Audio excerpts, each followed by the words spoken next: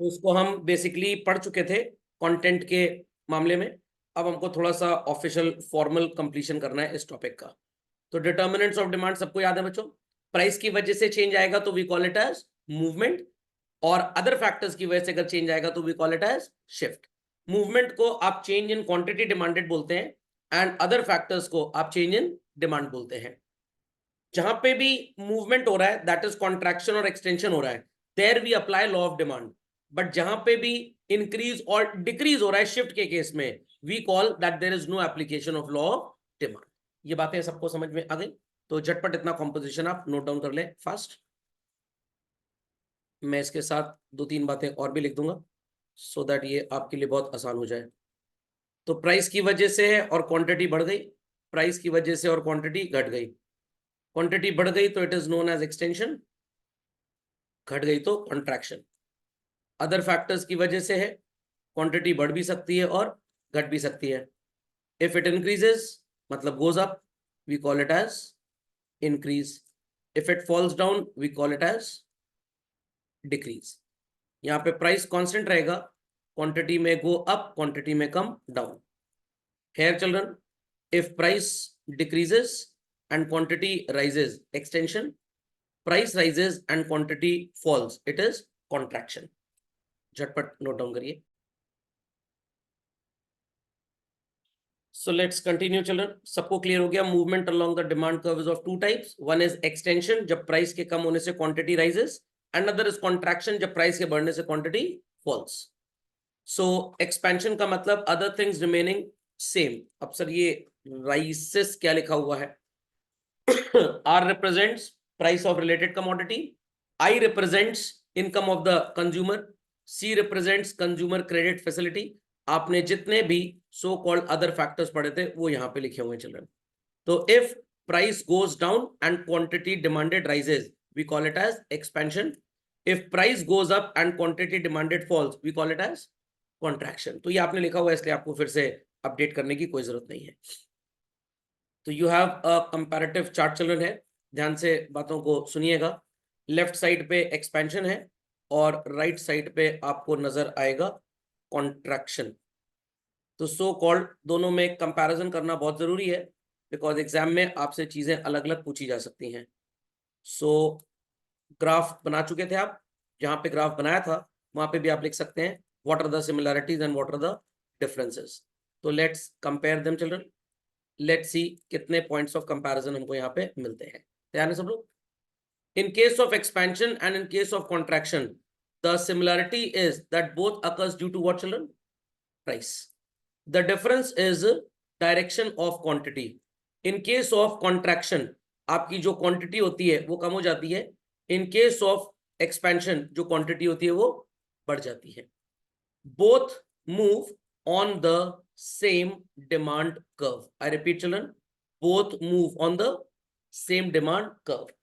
Expansion के case में आपका डिमांड कर्व नीचे जाता है और कॉन्ट्रैक्शन के केस में आपका डिमांड कर्व ऊपर की तरफ जाता है। ये बात समझ में आ गई सबको?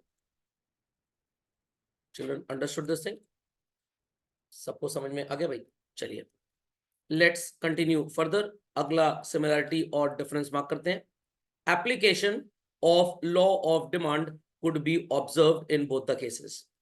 तो एग्जाम में अगर आपसे पूछा जाए what is the difference between contraction and expansion, तो आप क्या क्या लिखेंगे डिफरेंसेस में?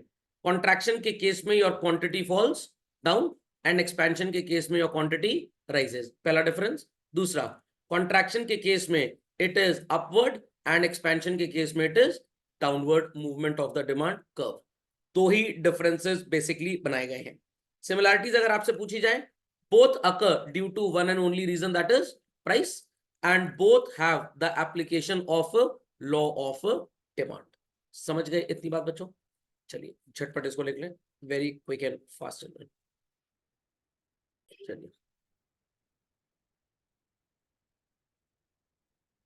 चेंज इन डिमांड और शिफ्ट चिल्ड्रन दो तरह का होता है, one is increase, price constant quantity बढ़ गई, या प्राइस कांस्टेंट क्वांटिटी घट गई।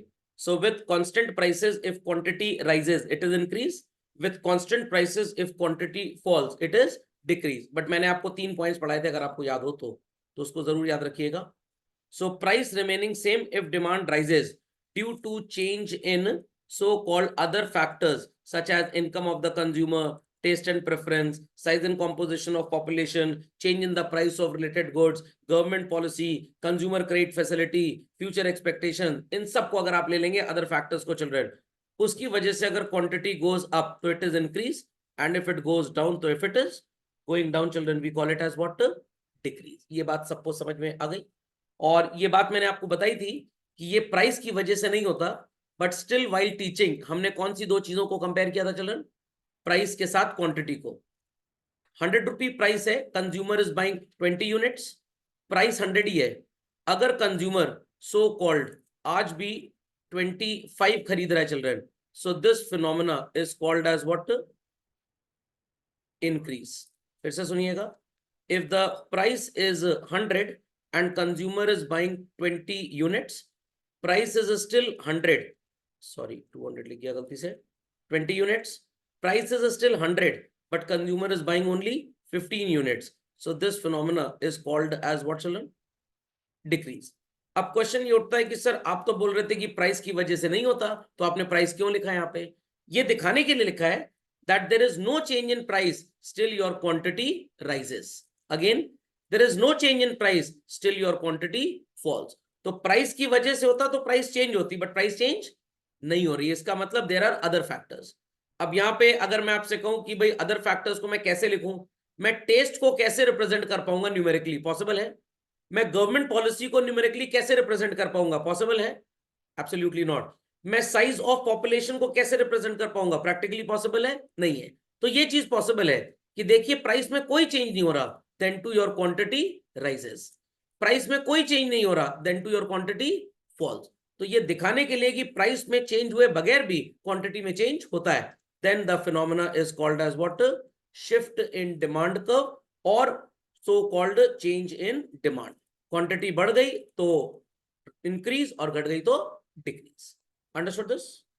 कोई क्वेरी? कृतिका जी, आपकी जी, तुषार जी, वंश जी, वासु जी, कोई query? No sir.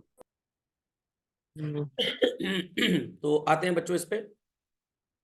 Left side में आपको नजर आ रहा होगा डी से D1 हम टूवर्ड्स आगे की तरफ निकल गए, और राइट साइड पे ग्रीन वाला ये पीछे की तरफ आ गया चिल्ड्रन। सुनाई पड़ गई बात? तो this is called as increase and decrease. तो यहाँ पे भी कुछ पैरामीटर्स फॉर कंपैरिजन लिख लेते हैं, क्योंकि एग्जाम में आपसे पूछा जा सकता है कि इंक्रीज और डिक्रीज में क्या डिफरेंस या सिमिलैरिटी होती है। तो एक एक करके let's start writing the points. Let's see हमें कितने पॉइंट्स मिलते हैं। चलिए, पहला जवाब बच्चों, both occur due to what is called as other factors. ये सिमिलैरिटी वाला पार्ट है। What it clear?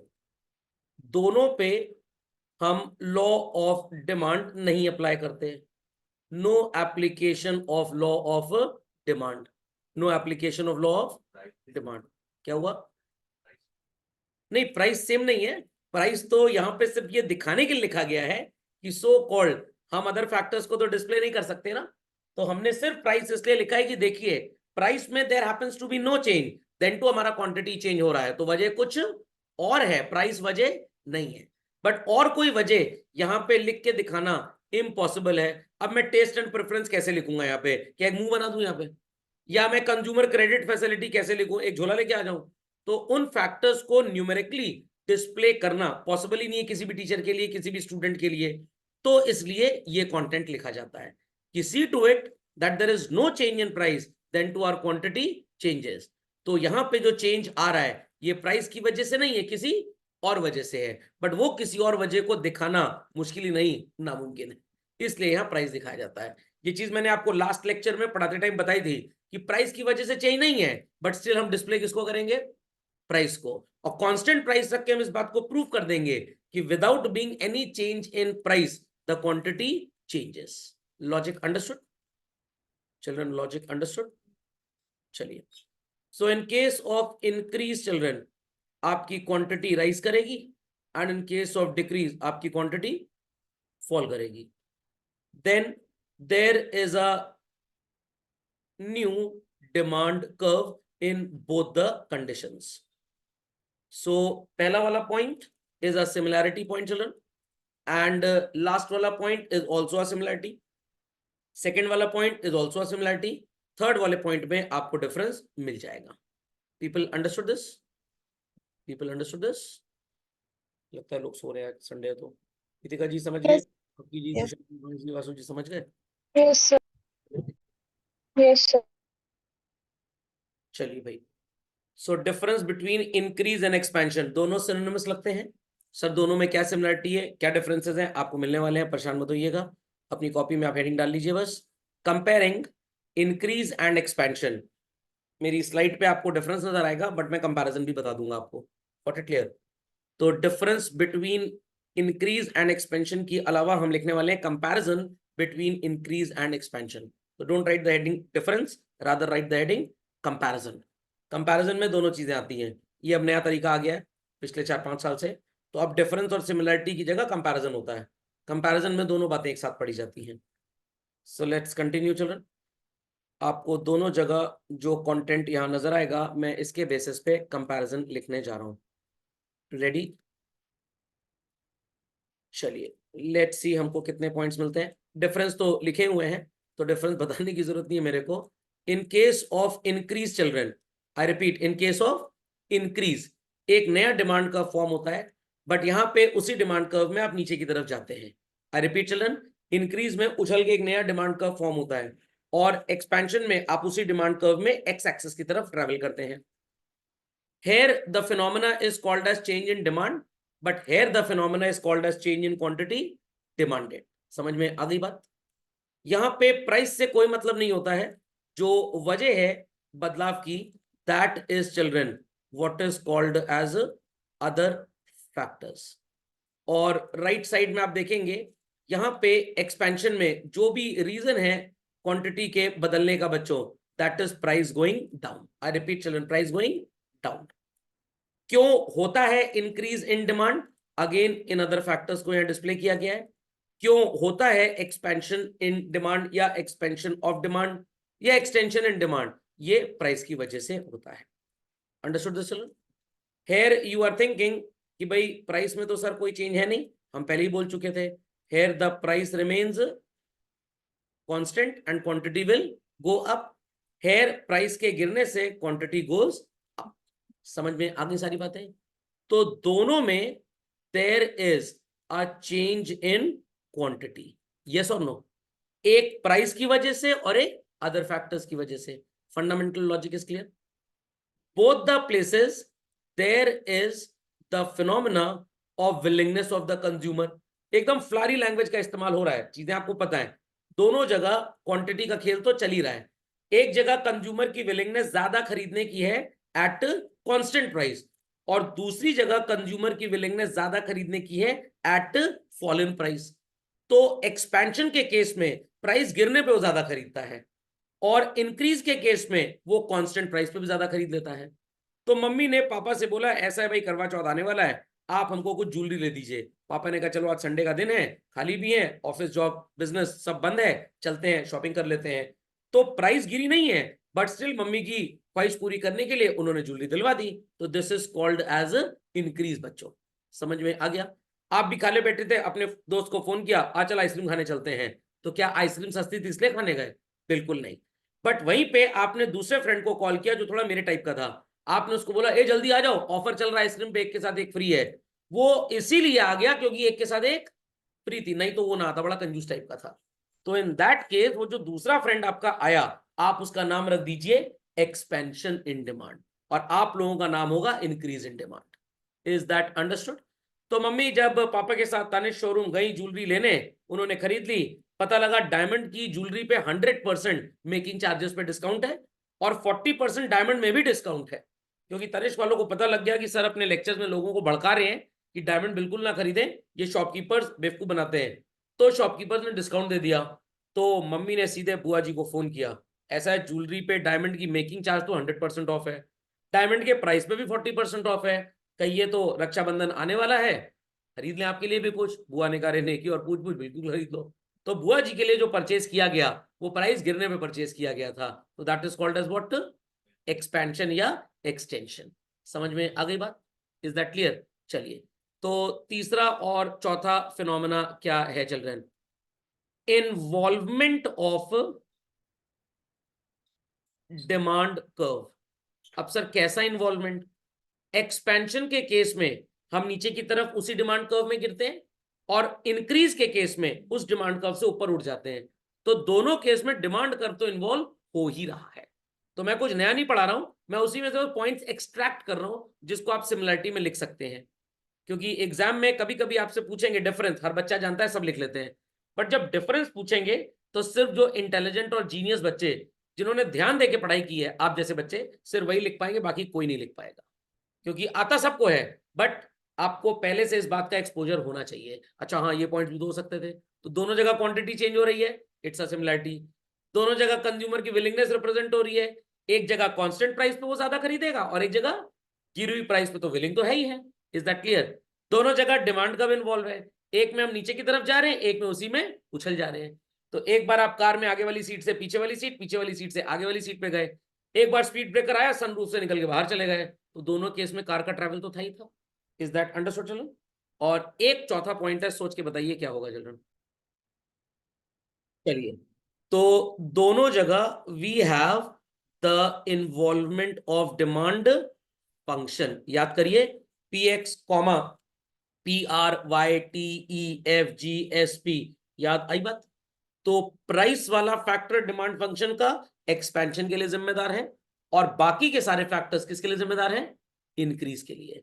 तो these are 4 similarities basically. Even आप अपना प्रोजेक्ट जब बनाएंगे, तो अगर आप डिमांड टॉपिक लेते हैं, तो आप जिस पेज पे सिमिलैरिटीज लिखेंगे, teacher will definitely feel good कि आपने सही में थोड़ी सी रिसर्च पढ़ाई में की है आपने। समझ में आ गई भाई बात? पक्का? तो assertion and reasoning type question में बातें पूछी जा सकती हैं आपसे। समझ में आ गया बच्चों? लिख दीजिए झटपट fast. Any queries? Geetika ji, Kashyap ji, Papki ji, Tushar ji, Vanshi, Vasu ji, कोई क्वेरी? No.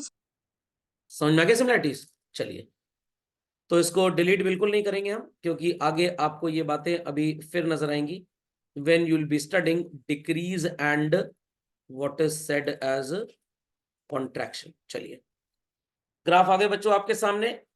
अदर फैक्टर्स की वजह से होगा तो इंक्रीज, और प्राइस की वजह से होगा तो एक्सपेंशन। देखिए, जो मेरा सो कॉल्ड तीसरा पॉइंट है, ग्रीन वाले में आपका डिमांड कर्व नया फॉर्म हो गया ऊपर की तरफ, राइटवर्ड की तरफ, और ब्राउन वाले में सो कॉल्ड राइट साइड में हम नीचे की तरफ ही जा रहे हैं। एक्सपेंशन प्राइस गिरने की वजह से होता है, और इंक्रीज कांस्टेंट प्राइस की वजह से होता है। Got it? तो डिफरेंसेस तो हर बुक में लिखे हैं, हर जगह लिखे हैं, सिमिलरिटी बहुत कम मिलेगी आपको। इंक्रीज के केस में आप राइटवर्ड शिफ्ट होते हैं, और सो कॉल्ड एक्सपेंशन के केस में आप डाउनवर्ड शिफ्ट होते हैं। समझ में आ गया? समझ में आ गया? तो एक जगह राइटवर्ड है चिल्ड्रन, और एक जगह डाउनवर्ड है। आर डी बर्मन साहब का नाम आपने सुना होगा, अपने बॉलीवुड के बहुत पुराने म्यूजिक कंपोजर थे, तो बस उन्हीं से इसको याद कर लीजिएगा, एक राइटवर्ड और एक डिक्रीज। चलिए, डिक्रीज और कॉन्ट्रैक्शन में क्या है? बस वही चीजें हैं बच्चों, एकदम सेम, कोई खास फर्क नहीं है जो आपने पढ़ा। दोनों में सिमिलैरिटीज आपके सामने आ गई हैं। यहां पे डिमांड कर्व पीछे की तरफ और यहां ऊपर की तरफ, ये change in demand and this is change in quantity demanded. यहां पे अदर फैक्टर्स से कोई मतलब नहीं, और लेफ्ट साइड में प्राइस से कोई मतलब नहीं। This is due to other factors children, and what are the other factors यहां लिखे हैं, and this is due to price basically. यहां पे कांस्टेंट प्राइस पे हम कम खरीद रहे हैं, और यहां प्राइस बढ़ने पे हम कम खरीद रहे हैं। तो at both the places you can observe children, there is a change in what children? Quantity. Decrease के केस में कांस्टेंट प्राइस में क्वांटिटी गिर जाती है, और कॉन्ट्रैक्शन के केस में हायर प्राइस पे क्वांटिटी गिर जाती है। दोनों जगह खेल क्वांटिटी चेंज का है। Here the willingness is to buy less at same price. Here the willingness is to buy less at higher price. Again यहां पे डिमांड कर्व पीछे की तरफ, और यहां पे डिमांड कर्व ऊपर की तरफ। Both are involving demand function because this is due to price and this is due to what? Other factors. बात समझ में आ गई?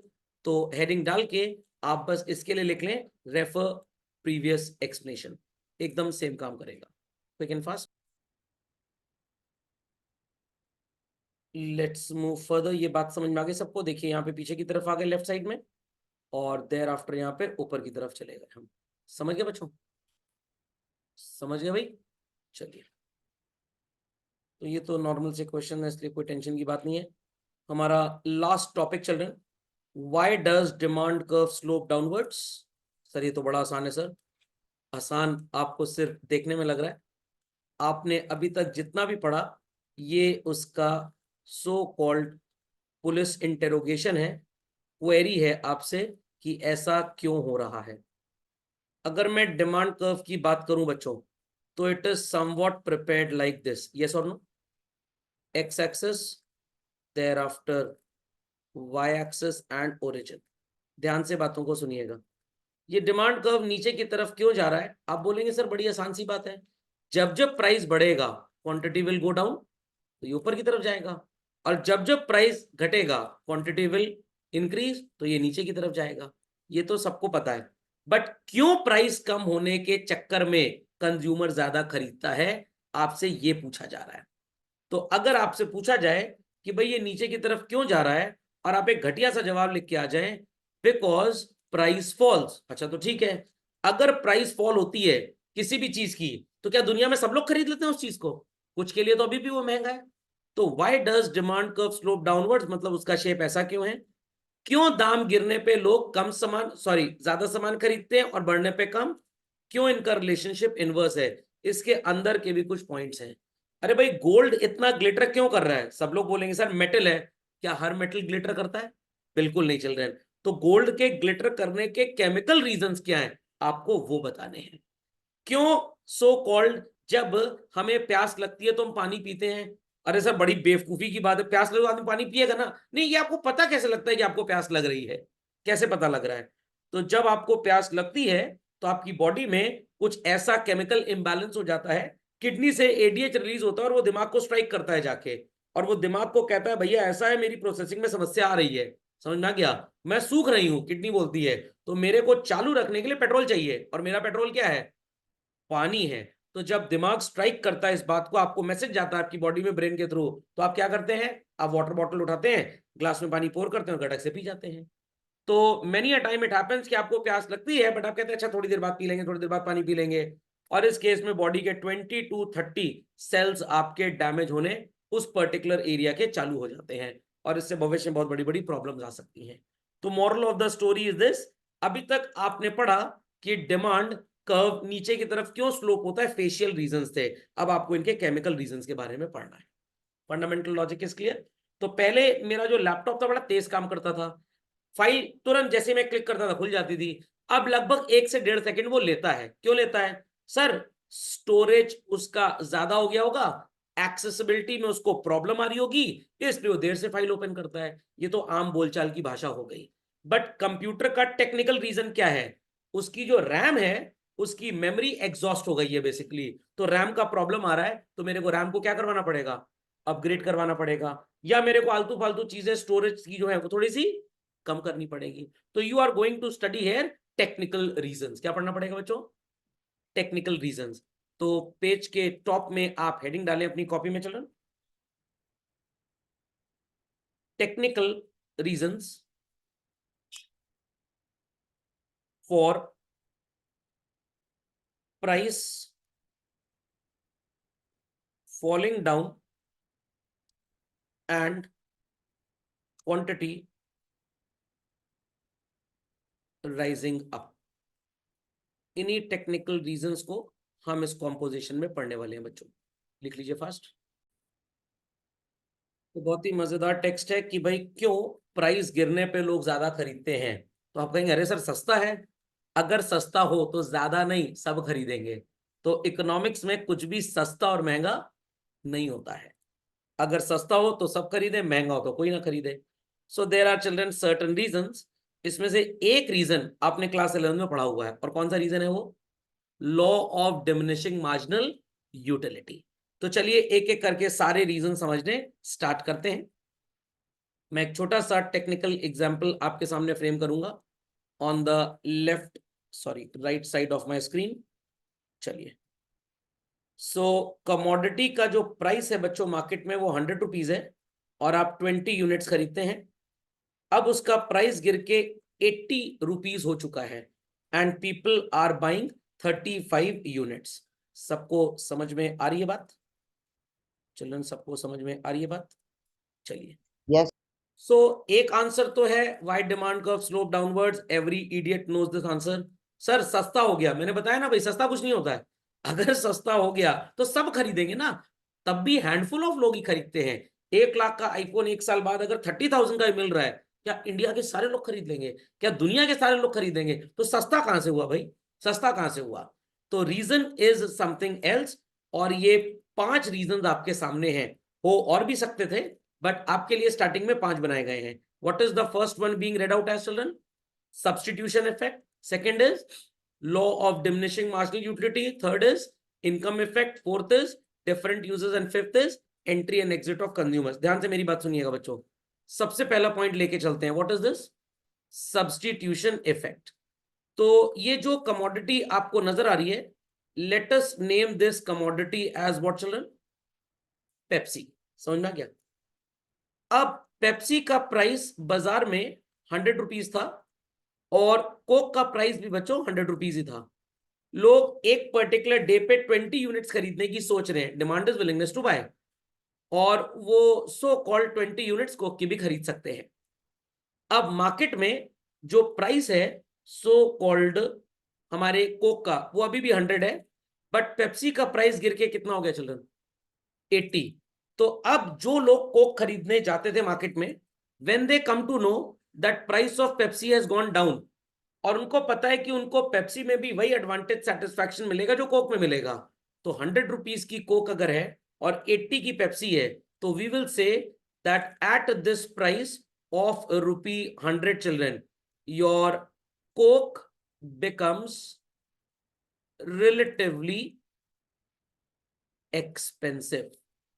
I repeat children, coke becomes relatively expensive, and at a reduced price of 80, your Pepsi becomes what is called as relatively cheaper. I repeat, Pepsi becomes relatively cheaper. तो जितने लोग Coke खरीद रहे थे, वो कह रहे हैं कुछ तो बेवकूफ होंगे, चलो 4 यूनिट कोक का खरीद ही लेते हैं, reason could be favourable taste and preference. But बाकी के सारे कोक के कस्टमर्स क्या खरीदने चले जाएंगे बच्चों? पेप्सी खरीदने चले जाएंगे। तो price of Coke remaining same and that of Pepsi going down will make Pepsi relatively cheaper cold drink, relatively cheaper beverage, and that of coke a relatively expensive beverage. That's why people will be buying more of what children? Pepsi खरीदेंगे वो लोग। समझ में आ गया? क्योंकि 80 रुपी खर्च करने में भी सेटिस्फैक्शन वही मिलेगा जो 100 रुपीज में मिलेगा। तो पीपल अंडरस्टूड सब्स्टिट्यूशन इफेक्ट का क्या मतलब है? तो when the price of Coke remains same and that of Pepsi goes down children, consumers will be buying more units of coke or children more units of Pepsi. बताइए क्या खरीदेंगे वो ज्यादा? मोर यूनिट्स ऑफ पेप्सी। तो Coke का price same है, Pepsi का price गिर गया, पेप्सी रिलेटिवली चीपर हो गई, तो people will be buying more of Pepsi and less of Coke. तो अब ध्यान देने वाली बात यह है, क्या बच्चों कोक के प्राइस में कोई भी रिडक्शन हुआ? नो। बिना प्राइस में रिडक्शन हुए तब भी क्वांटिटी इसकी कम हो गई, तो इस फिनोमेना को आप डिक्रीज इन डिमांड बोलेंगे। क्या बोलेंगे? Decrease in demand. इसका प्राइस कम हुआ इसलिए लोगों ने सो कॉल्ड ज्यादा खरीदना चालू कर दिया, ये प्रॉपरली एक्सपेंशन ही है। प्राइस गिरने पे you are buying more, but Pepsi का प्राइस गिरने में you are not buying more Pepsi.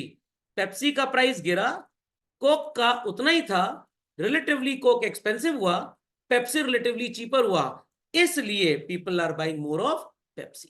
बात समझ में आ गई? तो ये इंडिपेंडेंट नहीं है, ये इसके ऊपर डिपेंडेंट था। Logic understood well children? तो हेडिंग डालें आप कॉजेस, लिखें सब्स्टिट्यूशन इफेक्ट, और मेरा ये एग्जाम्पल कोट कर लें very quickly. And I want कि आप थोड़ी मार्किंग भी कर लें तो आपको चीजें याद रहेंगी, क्या बोलेंगे इसे और क्या बोलेंगे इसे। चल रहा मार्किंग कर लें थोड़ी सी। This is called as decrease, I repeat, this is called as what, children? Decrease, and this is called as what? Expansion. क्योंकि देखिए सिलेबस इतना है, रट तो पाएंगे नहीं आप कुछ भी, तो इसलिए आपको दिमाग में थोड़ी सी कोडिंग करनी पड़ेगी अपनी, कि सब्स्टिट्यूशन इफेक्ट आएगा तो मेरे को आंसर में क्या लिखना है, मेरे को डिक्रीज और एक्सपेंशन दिखाना है। क्या दिखाना है? डिक्रीज और एक्सपेंशन। तो मैं सब्स्टिट्यूट गुड्स लूंगा और डिक्रीज और एक्सपेंशन दिखाऊंगा, SGDE। समझ में आ गया? SGDE सब्स्टिट्यूट गुड्स लेना है मेरे को और डिक्रीज और एक्सपेंशन दिखाना है। समझ में आ गई बात? चलो चलिए, law of diminishing marginal utility. वैसे तो हमारा जो कंज्यूमर इक्विलिब्रियम चैप्टर है उसमें ये चीज हम फिर से पढ़ेंगे। मैं 11th क्लास में इस बात को बोला करता था कि ISC वाले बच्चे एक बार इसको 11th में पढ़ते हैं और 3 बार 12th में पढ़ते हैं, तो दूसरी बार आप अब पढ़ने जा रहे हैं, तीसरी बार फिर आप पढ़ेंगे अगले चैप्टर में। तो ध्यान दीजिएगा, कुछ फ्रेम कर रहा हूं बच्चों, बहुत मजेदार चीज है, बहुत मजेदार चीज। पहले थोड़ा कम लिखूंगा, बाद में ज्यादा लिखूंगा। Units, MU and TU। तैयार है सब लोग? Children ready everybody? और पहला कॉलम चलिए लिख लेते हैं प्राइस का। मैंने बोला पहले कुछ कम लिखूंगा, बाद में थोड़ा ज्यादा लिखूंगा, वही करने जा रहा हूं। Ready children? 1 bottle cold drink, 2 bottle cold drink, 3 bottle cold drink, 4 bottle cold drink, 5 bottle cold drink, 6 bottle cold drink. Ready?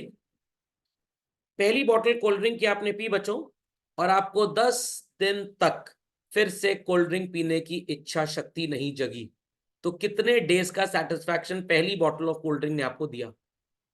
10 days. But यहां पे कुछ बेवकूफ इकोनॉमिस्ट ने काफी साल पहले एक मनगढ़ंत SI यूनिट क्रिएट कर दी। प्रोफेसर एल्फ्रेड मार्शल की आत्मा बहुत दुखी भी है इसको लेकर, कि यूटिलिटी, एल्फ्रेड मार्शल चाचू बोल के गए थे, can only be expressed in terms of money. But कुछ कलाकार लोगों ने उनके जाने के बाद दुनिया ही चेंज कर दी और यूटिल्स कर दिया। आई रिमेंबर द डेज जब हम स्टूडेंट हुआ करते थे, हमें यूटिल जैसा कुछ नहीं बताया गया था। ये तो जब मैंने पढ़ाना स्टार्ट किया उसके 2-4 साल बाद मेरे को पता लगा, अच्छा लोग ऐसा लिखने लग गए अपनी किताब में। तो अगर आप बहुत पुरानी किताबें देखें 15-20 साल पहले की, वहां यूटिल कुटिल कुछ नहीं नजर आएगा आपको। फिर 10 दिन बाद फिर से इच्छा शक्ति जगी, चलो एक और कोल्ड ड्रिंक पी ली जाए। फिर आपने कोल्ड ड्रिंक पी बच्चों, और कितने दिन तक प्यास बुझी? 8 डेज या यूटिल्स तक। फिर 8 दिन बाद आपको इच्छा शक्ति जगी और आपने सोचा चलो कोल्ड ड्रिंक पीते हैं फिर से, तो अगले 6 दिन तक आपको कोल्ड ड्रिंक पीने की इच्छा फिर से नहीं हुई। तो आपकी प्यास कितने दिन तक बुझ गई? आंसर इज 6 डेज और 6 यूटिल्स। समझ में आ गया? इवन ISC की बुक्स में गलती और भी लिखी हुई है, वो पहले टोटल यूटिलिटी को लिखते हैं और बाद में मार्जिनल। ये गलत है, मैं अभी साबित कर देता हूं इस बात को। यहां पे सिर्फ 10 आएगा बच्चों, and what is 10 + 8? 18। 10 + 8 + 6 is what children? 24। ध्यान से सुनिएगा, क्लास में एक बच्चे की कॉपी दिखाई गई, उसको 10 मार्क्स मिले हैं। दूसरे बच्चे की कॉपी दिखाई गई, उसको 8 मिले हैं। दोनों बच्चों को मिला के कितने मार्क्स मिले? 18। तो जब तक दूसरे बच्चे की कॉपी के मार्क्स नहीं पता लगेंगे, क्या आप दोनों बच्चों की कॉपी का टोटल कर पाएंगे? तो पहले मुर्गी आई कि अंडा, अनरिजॉल्व मिस्ट्री है, बट पहले हमेशा MU ही आया है। आई रिपीट, पहले हमेशा MU ही आया है। तो आप MU की सक्सेसिव वैल्यूज को ऐड करते जाएंगे तो क्या निकलता जाएगा? TU। पहले 10, देन 10 + 8 18, 10 + 8 + 6 is 24। तो successive additions of MU is TU children. 10 और 8 में कितना, 18 में कितना डिफरेंस है बच्चों? 8।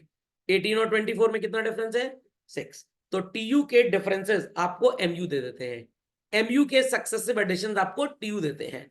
बट लिटरली पहले MU ही बना था, बाद में TU बनेगा।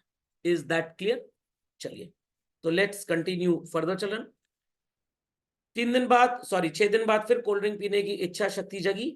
आपने कहा चलो एक और कोल्ड ड्रिंक पीते हैं, और इस कोल्ड ड्रिंक की बोतल ने बच्चों आपको सिर्फ अगले 4 दिन तक का एडवांटेज दिया है।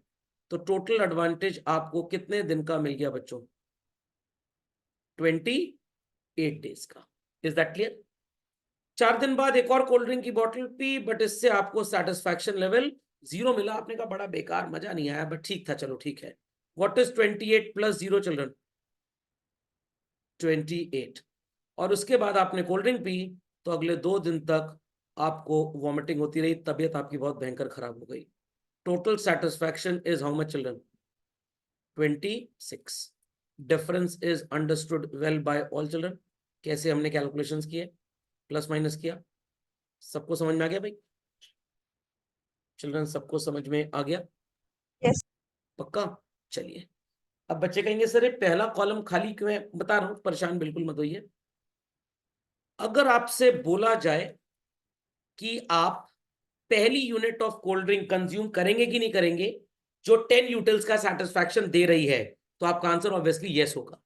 दूसरे वाली भी सेटिस्फैक्शन दे रही है, तीसरी भी दे रही है, चौथी भी दे रही है, but fifth unit of cold drink आपको कितना सेटिस्फैक्शन दे रही थी बच्चों? 0। क्या आप इसे कंज्यूम करेंगे? सोच के बताइएगा, हबड़ दबड़ में आंसर मत दीजिएगा मेरे को, सोच के बताइएगा। Yes, sir. यस, बिल्कुल कंज्यूम करेंगे। क्यों कंज्यूम करेंगे? Yes, if it is a free good, फोकट में मिलेगा तो जरूर कंज्यूम करेंगे सर, बट अगर पैसे देने पड़ेंगे तो जय माता दी। फ्री में मिलेगा तो ले लेंगे, बट पैसे देने पड़ेंगे तो नहीं लेंगे। तो वैसे ही जो छठी कोल्ड ड्रिंक है ये भी ले सकते हैं आप? नहीं सर, इसमें क्योंकि हमको तबीयत खराब हो रही है, हमको दवाई खरीदनी पड़ेगी, तो ये डिससैटिस्फैक्शन देती है, तो ये सेटिस्फैक्शन ज्यादा से कम के क्रम में दे रही है। इससे तो कोई सेटिस्फैक्शन ही नहीं है, बट कोई नुकसान भी नहीं है एटलीस्ट। तो बिजनेसमैन हायर प्रॉफिट के केस में बिजनेस करेगा, उसका प्रॉफिट कम होगा तभी बेचारा बिजनेस करेगा, कुछ तो हो रहा है प्रॉफिट। यहाँ पे ना प्रॉफिट है ना लॉस है। एक बार सोच सकता है कि चलो दुकान खोल के बैठ जाते हैं, यहाँ पे तो बेचारे को लॉस हो रहा है, क्या वो करेगा बिजनेस? नो। तो कंज्यूमर किस कोल्ड ड्रिंक की बोतल तक कंजम्पशन करेगा बच्चों, और उसके बाद एकदम फुल स्टॉप हो जाएगा? Answer is fourth. पांचवी को तब लेगा when it is a free good. तो आप बोल सकते हैं रफली कि फिफ्थ तक वो कंज्यूम करेगा और छठा तो बिल्कुल भी कंज्यूम नहीं करेगा। जब हम अगला चैप्टर कंज्यूमर इक्विलिब्रियम पढ़ेंगे बच्चों, तो उसमें पहला पार्ट ऑफ स्टडी यही होगा हमारा। इतनी बात सबको समझ में आ गई? तो अल्फ्रेड चाचू ने सबसे पहले ये थ्योरी बनाई थी, a consumer consumes up till that unit of a commodity where his satisfaction reaches to 0 but not thereafter. I repeat, not thereafter. तो जैसे जैसे आप ज्यादा यूनिट्स कंज्यूम करेंगे, every successive unit will give you lesser and lesser satisfaction. A point will come जब आपका total satisfaction maximum होगा और एक यूनिट से मिलने वाला सेटिस्फैक्शन 0 होगा। You can afford to buy this commodity if it is available free of cost, but thereafter हम इस यूनिट को तो बिल्कुल भी कंज्यूम नहीं करेंगे। इतनी बात सबको समझ में आ गई बच्चों? यहां तक कोई प्रॉब्लम किसी की? गीतिका जी, कृषिक जी, पापी जी, तुषार जी, वंशी, वासु जी, कोई people No, of sir. Any problem? No, sir. चलिए, एनी डाउट्स? Many doubts? समझ में आ गया? समझ में आ गया? चले आगे। अब ध्यान से सुनिएगा, अल्फ्रेड चाचू ने जब इतनी बातें बताई तो बाद में उनको एक बात और ध्यान आई कि कुछ लोग जब चीजों को खरीदते हैं, they consider its price as well. मैं कुछ लिख रहा हूं, आप उसको सो कॉल्ड अभी मत लिखिएगा बच्चों। तैयार है सब लोग? तैयार है बच्चों? ध्यान से सुनिएगा, ध्यान से सुनिएगा बच्चों। 10 रुपए की कोल्ड ड्रिंक थी, और अब ये कोल्ड ड्रिंक आपको खरीदनी है कि नहीं खरीदनी, ये आपको डिसाइड करना पड़ेगा। ध्यान देने वाली बात है, 10 रुपए की कोल्ड ड्रिंक है और 10 का एडवांटेज दे रही है, तो आपको कहीं ना कहीं मैथमेटिकल इक्वालिटी नजर आ रही? कोल्ड ड्रिंक 10 रुपए की है बट सेटिस्फैक्शन 8 का दे रही है। Is it equal children? No. अब यहां पे आता है साइकोलॉजी का काम। किसका काम? साइकोलॉजी। हर कस्टमर अपने हिसाब से अपना सेटिस्फैक्शन लेवल बच्चों डिसाइड करेगा। आई रिपीट, हर कस्टमर अपने हिसाब से अपना सेटिस्फैक्शन लेवल डिसाइड करेगा। मैं थोड़ा ऑफ द टॉपिक जा रहा हूं ताकि आपको ये ऑन द टॉपिक समझाना मेरे लिए आसान हो जाए। There were 4 people in the community, A B C and D. चारों के पास एक्टिवा थी। फ्यूल का प्राइस 100 रुपीज लीटर है। कितना है बच्चों? 100 रुपीज। मिस्टर ए कह रहे हैं अगर मेरी एक्टिवा 50 किलोमीटर पर लीटर का माइलेज देगी तो मैं इसको चलाऊंगा, वरना मैं नहीं चलाऊंगा। बी कह रहा है 40 किलोमीटर तक का भी माइलेज अगर देगी तो मैं इसको चलाऊंगा। सी कह रहा है 25 किलोमीटर तक का भी अगर माइलेज देगी तो भी मैं इसको चलाऊंगा, बट उससे कम माइलेज देगी तो मैं नहीं चलाऊंगा। डी कह रहा है 10 किलोमीटर पर लीटर तक का भी माइलेज अगर एक्टिवा देगी तो मैं इसको चलाऊंगा, और इससे कम अगर माइलेज हो जाएगा तो मैं नहीं चलाऊंगा। इतनी बात समझ में आ गई? तो 100 रुपए में अगर गाड़ी 50 किलोमीटर चल रही है, चल रहे हैं गाड़ी 50 किलोमीटर चल रही है, तो 1 किलोमीटर चलने में कितने पैसे खर्च हो रहे हैं? 2 रुपए। Am I correct to this?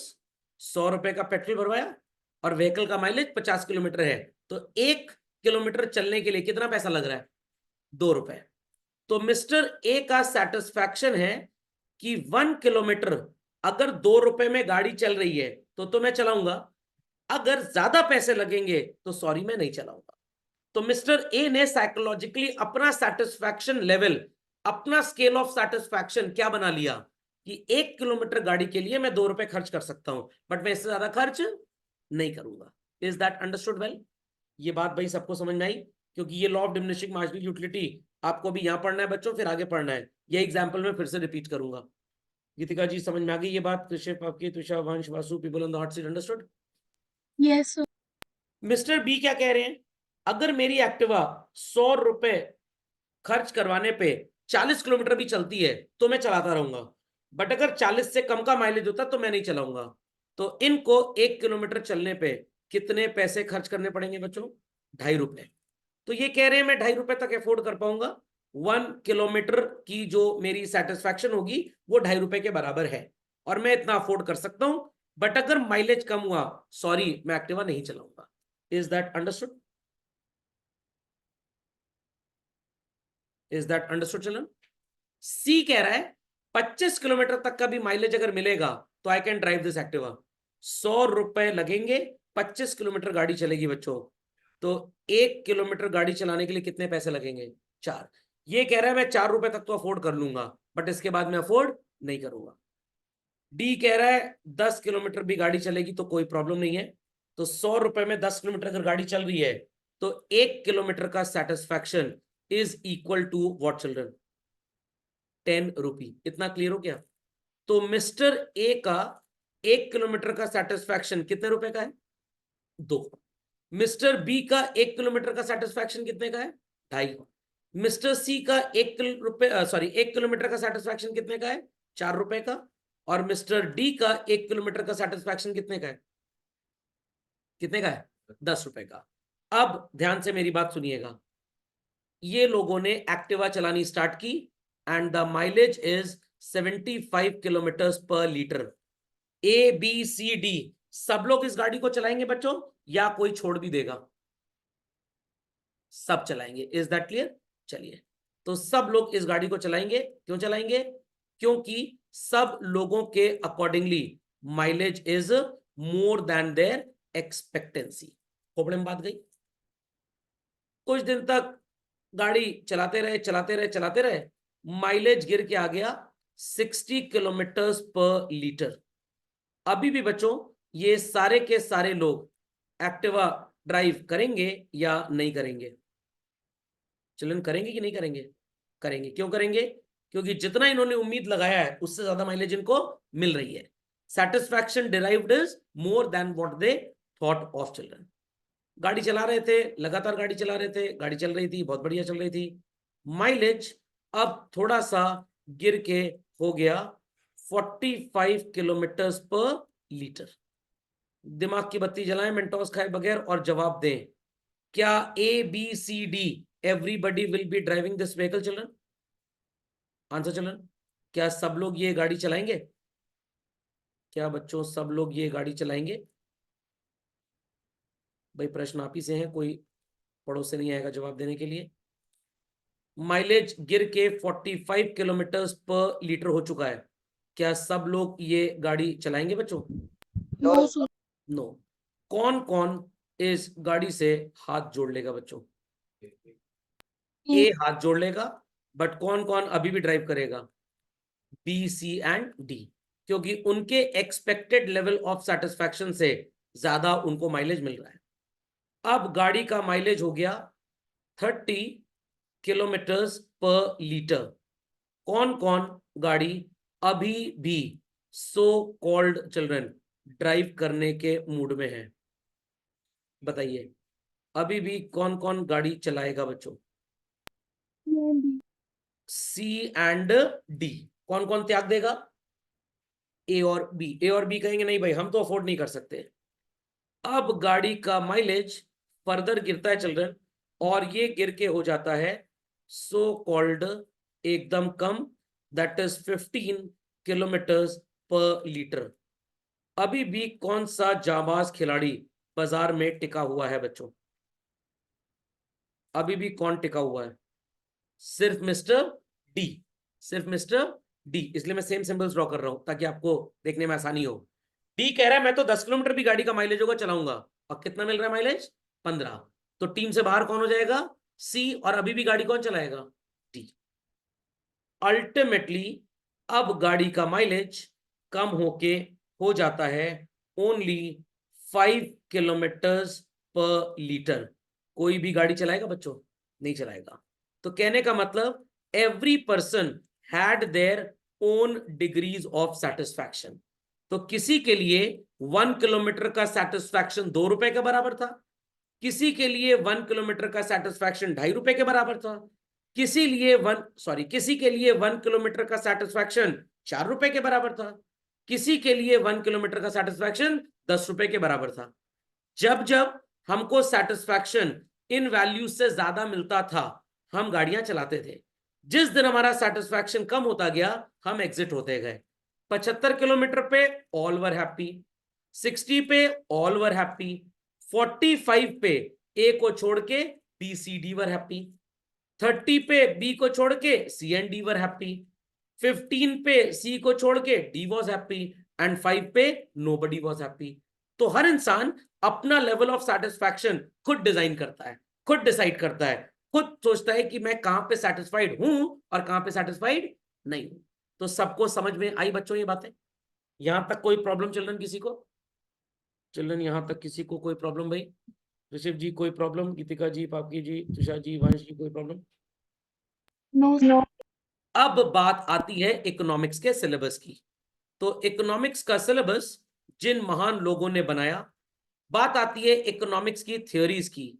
जिन महान आत्माओं ने इकोनॉमिक्स की थ्योरीज बनाई चिल्ड्रन, उन लोगों ने बोला कि भाई ये स्टूडेंट्स हैं, ये कोई टीचर्स तो है नहीं, तो ये बेसिकली पढ़ेंगे कैसे? तो इनके लिए चीजों को थोड़ा आसान करते हैं। और कैसे आसान करते हैं? तो जब ये थ्योरीज बननी स्टार्ट हुई चिल्ड्रन, तो बोला गया कि भाई सेटिस्फैक्शन लेवल क्या होगा। तो लॉजिक लगाया गया सेटिस्फैक्शन को मेजर कैसे करना है मनी के टर्म्स में। आई होप सो एबीसीडी वाला एग्जांपल सबको क्लियर था। तो ये बोला गया कि जब भी दुनिया में सेटिस्फैक्शन मेजर होगा वो हमेशा 1 रुपी के कंपैरिजन में मेजर होगा। कितने मेजर होगा चलन? 1 रुपी। कि 1 रुपए से मिलने वाला सेटिस्फैक्शन कितना? सर 2 रुपए क्यों नहीं रखा गया? सर इस स्टैंडर्ड को 6 रुपए क्यों नहीं रखा गया? क्योंकि 1 रुपी शायद सबसे लोएस्ट इनडिविजिबल यूनिट थी। 1 रुपए से कम में फिर डेसिमल का प्रॉब्लम आ जाएगा, इसलिए नहीं रखा गया होगा। तो ढेर सारी थ्योरीज बनी। जो मैंने थ्योरी बनाई ऐसी बनी होगी कभी ना कभी, बट सोचा गया कि भाई बच्चों को कैसे पढ़ाया जाए इस बात को। तो लॉजिक आया कि हम हमेशा सेटिस्फैक्शन को कंपेयर करने के लिए 2 बातों का ख्याल रखेंगे। पहली बात क्या होगी बच्चों? प्राइस। और दूसरी चीज क्या होगी? यूटिलिटी। और यूटिलिटी में कौन सी यूटिलिटी लेंगे आप? मार्जिनल यूटिलिटी लेंगे। मार्जिनल यूटिलिटी का मतलब होता है utility derived from 1 unit of a commodity. I repeat children, utility derived from 1 unit of a commodity. इतनी बात समझ में आ रही है? इतनी बात समझ में आ रही है? तो 1 यूनिट से मिलने वाला सेटिस्फैक्शन 1 रुपए में कितना होगा, ये यूटिलिटी का सो कॉल्ड कंपैरिजन दुनिया में बनाया जाएगा, ऐसा इकोनॉमिस्ट ने सोचा। और उसके बाद एक और कॉम्पोजिशन तैयार किया गया कि हम किसी कमोडिटी को, कमोडिटी एक्स को तभी खरीदेंगे जब 1 MU का सेटिस्फैक्शन सो कॉल्ड 1 रुपए में हो जाए। आई रिपीट चिल्ड्रन, 1 MU का सेटिस्फैक्शन कितने रुपए में हो जाए? 1 रुपए में। तो जब जब कंज्यूमर को 1 रुपए खर्च करने में 1 MU से ज्यादा का सेटिस्फैक्शन मिलेगा, वो कंज्यूमर चीजों को खरीदता है। और जब 1 रुपए खर्च करने में सेटिस्फैक्शन 1 MU से कम का हो जाएगा, तो कंज्यूमर उस चीज को बिल्कुल भी परचेज नहीं करेगा। मेरी बातें सुनाई पड़ गई लोगों को? मैं फिर से बोल रहा हूं, एबीसीडी वाला एग्जांपल याद था? हर इंसान अपना सेटिस्फैक्शन लेवल बच्चों खुद डिसाइड करता है, ना आप डिसाइड करेंगे ना और कोई करेगा। बट ए का सेटिस्फैक्शन लेवल था कि मैं गाड़ी 2 रुपए किलोमीटर तक कॉस्ट करेगी तो चलाऊंगा। बी कह रहा है मैं 2.5 रुपए तक अफोर्ड कर सकता हूं 1 किलोमीटर की रनिंग कॉस्ट। सी कह रहा है मैं 4 रुपए तक अफोर्ड कर सकता हूं। डी कह रहा है भैया मैं तो रईस घर का हूं, मैं 10 रुपए तक अफोर्ड कर लूंगा। सुनाई पड़ी बात? बट इकोनॉमिस्ट ने सोचा कि भाई हर इंसान का सेटिस्फैक्शन लेवल तो अलग अलग है, तो बच्चे कैसे इस बात को समझेंगे? तो बच्चों को समझाने के लिए थ्योरीज इन्वेंट की गई कि दो बातों को कंपेयर किया जाएगा जब भी सेटिस्फैक्शन की बात होगी। पहला प्राइस और दूसरा यूटिलिटी। यूटिलिटी दो होती है, एक मार्जिनल और एक टोटल। हम किसको कंपेयर करेंगे? मार्जिनल, क्योंकि मार्जिनल यूटिलिटी का मतलब एक यूनिट से मिलने वाला सेटिस्फैक्शन। फिर से बोलिए, एक यूनिट से मिलने वाला सेटिस्फैक्शन। तो जब जब कंज्यूमर को 1 रुपए खर्च करने में 1 MU का सेटिस्फैक्शन मिलेगा, वो कमोडिटी को खरीदेगा। 1 रुपए खर्च करने में 1 से ज्यादा का सेटिस्फैक्शन मिलेगा, तब भी वो कमोडिटी को खरीदेगा। कब वो खरीदना बंद कर देगा? जब 1 रुपए खर्च करने पे सेटिस्फैक्शन 1 से कम का मिलेगा। ये बात सबको समझ में आई? तो ध्यान से मेरी बात सुनिएगा बच्चों, ध्यान से मेरी बात सुनिएगा। कोल्ड ड्रिंक कितने की है?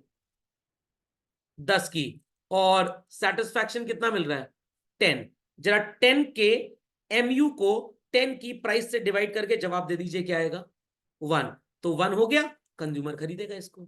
Is that clear? 10 रुपी खर्च करने पे सेटिस्फैक्शन कितना मिल रहा है? 8। तो बच्चों पैसा तो 10 खर्च हो रहा है, बट क्या सेटिस्फैक्शन 10 मिल रहा है?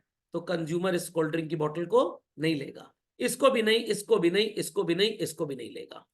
तो सर कब वो ज्यादा से ज्यादा खरीदे? ध्यान दीजिएगा मेरी बात पे। कोल्ड ड्रिंक की बोतल का प्राइस था, मान लेते हैं 6 रुपए। हर कोल्ड ड्रिंक की बोतल उसको 6 रुपए में मिलेगी बच्चों। तो खर्च करेंगे 6 रुपए और सेटिस्फैक्शन कितना मिलेगा बच्चों? 10 रुपए का। सुनाई पड़ी बातें? खर्च करेंगे 6 रुपए, सेटिस्फैक्शन कितना मिलेगा? 8 का। खर्च करेंगे 6 रुपए, सेटिस्फैक्शन कितने का मिलेगा? 6 का। तो सबसे पहले आपका सेटिस्फैक्शन ज्यादा है बट प्राइस कम है।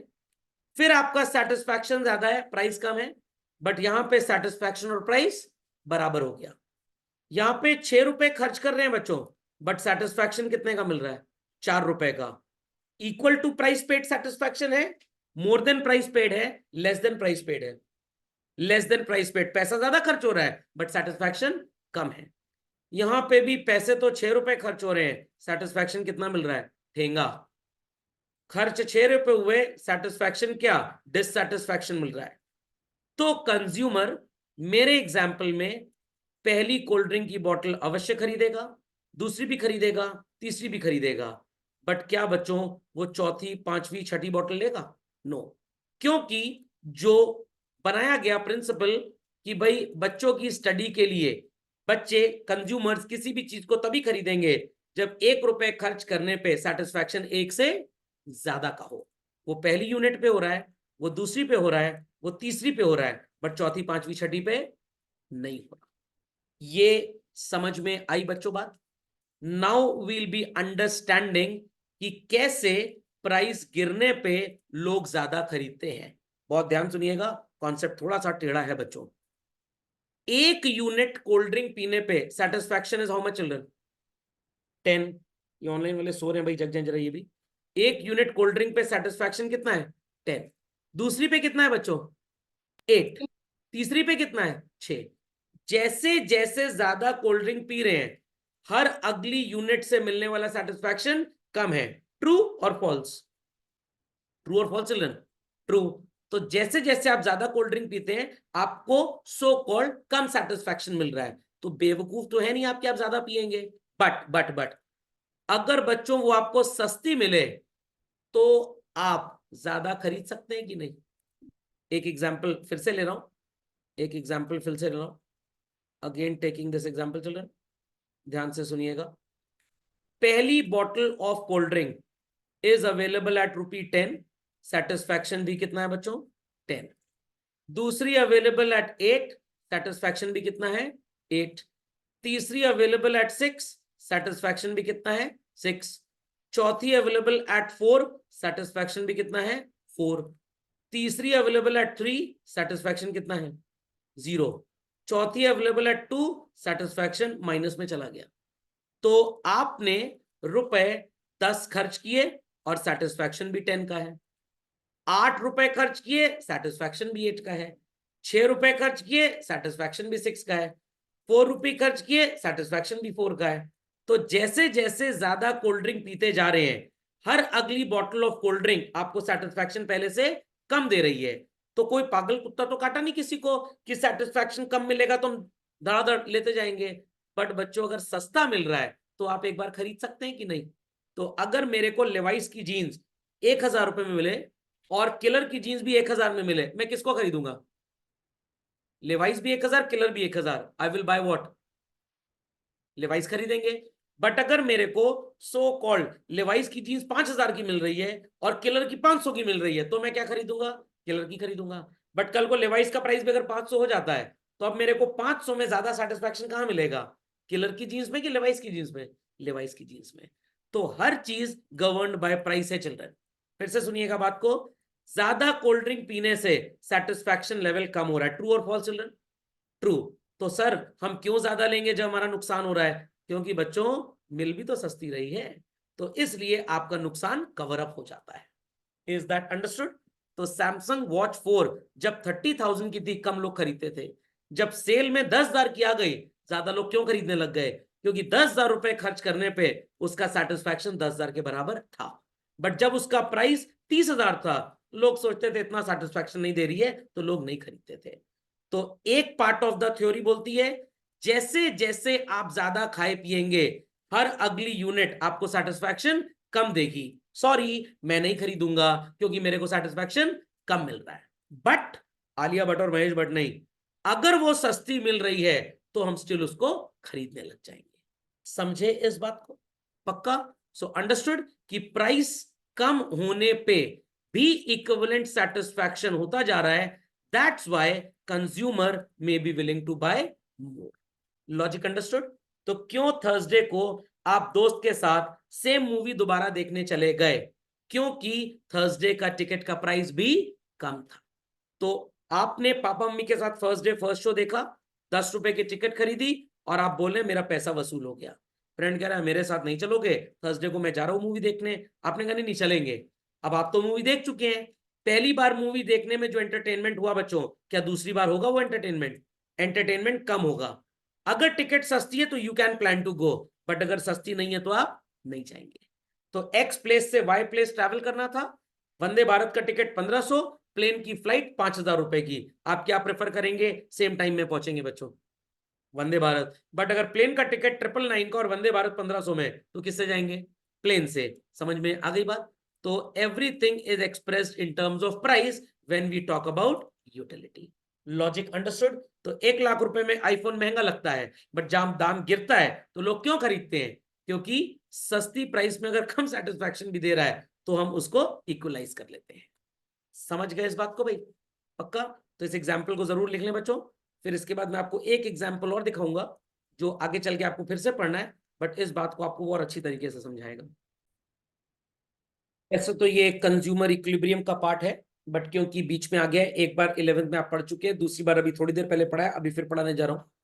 तो यहाँ पे आपको नजर क्या आ रहा है बच्चों कि आपने बर्गर्स कंज्यूम करने हैं।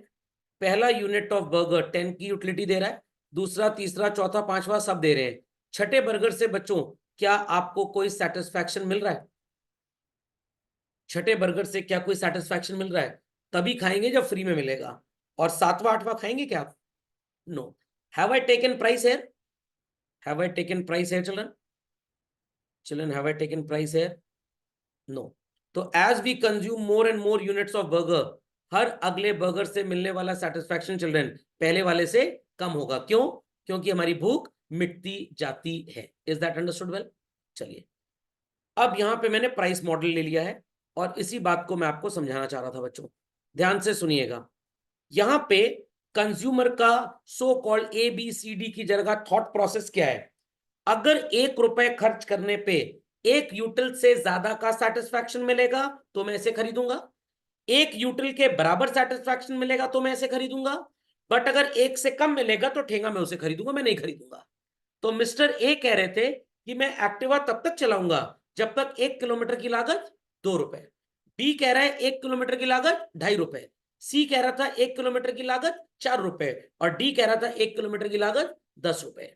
तो हर कस्टमर अपनी सेटिस्फैक्शन लेवल को खुद डिजाइन करता है, बट सिस्टम को आसान बनाने के लिए, एक पैरिटी देने के लिए, एक लॉजिकली सब बच्चों को इक्वलिटी के तरीके से समझाने के लिए हमारे ऑथर्स ने, हमारे इकोनॉमिस्ट ने एक मॉडल ले लिया, और मॉडल ये ले लिया कि अगर 1 रुपए खर्च करने पे एक यूटिल का सेटिस्फैक्शन है तो आप सेटिस्फाइड हैं, 1 रुपए खर्च करने पे एक से ज्यादा का सेटिस्फैक्शन है तो भी आप सेटिस्फाइड हैं। बट कहां पे आप भाग जाएंगे वापस अपने घर दुकान छोड़ के, जब 1 रुपए खर्च करने पे सेटिस्फैक्शन एक से कम का मिलेगा। तो अगर मैंगो बाजार में 300 रुपए किलो है, आप मम्मी से कहेंगे घर चलो, कोड वर्ड में मम्मी समझ गई।